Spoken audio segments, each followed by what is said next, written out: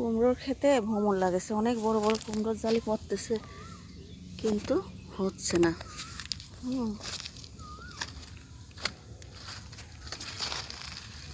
এই যে সবটা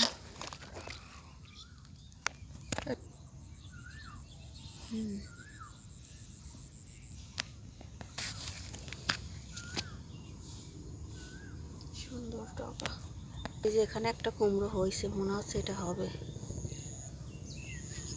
এই নদীর চরে কুমড়ো চাষ হচ্ছে, সুন্দর তো সব কুমড়ো চালি। হ্যাঁ, একটা ফুল, একটা ফুল,